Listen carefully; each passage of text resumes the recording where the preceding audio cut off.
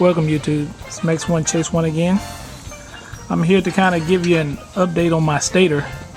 This is the stator which I put in about 8-9 months ago.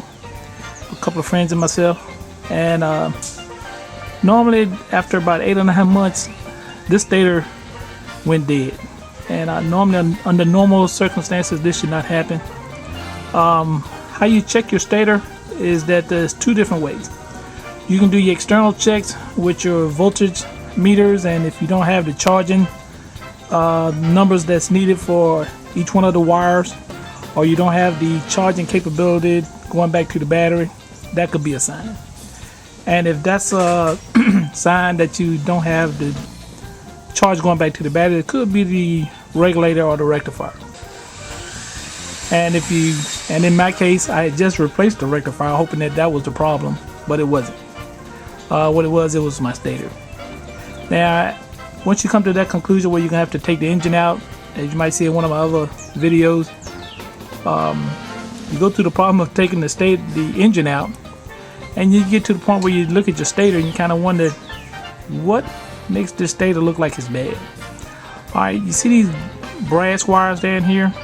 Pretty much, this is about the best one of these three. But when the brass began to turn from brass to black, there was an electrical cross charge between the positive and the negative somewhere, and this caused the positive and negative to fight against each other, and they just fried all these coils, because all these coils you see right here, they have carbon on it, so something was about to catch on fire and burn up. And what brought that on is that when we took the stator out, this is what we found, or this is what I found, is that when your stator is in here just like this, and this one is going to the plug outside, these two wires here were great. They were fine, and then it tucked alongside. But for some reason, this one wire here, it got stuck between the bolt and the bottom of the stator, and it just crushed it. And what it did, it exposed the wires in it, and those wires producing positive electricity came in contact with the screws going through the stator on the ground side and into the body of the motor. And what it did, it worked for as long as it could, and then it just said, "The hell with it, we giving up." And that's what caused the coils on here to wind up and burn. And then, but under normal circumstances, this stator should last a good amount of time, unless there is human error. All right, I'm gonna show you this other little tip on this stator. Now let's take a look at the outer ring of the wiring that separates from the outside to the inside where the stator is.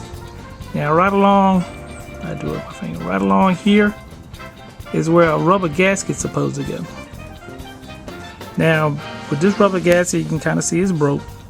And this is the gasket that came with the new stator. And what it was, the rubber gasket seemed like it was too big.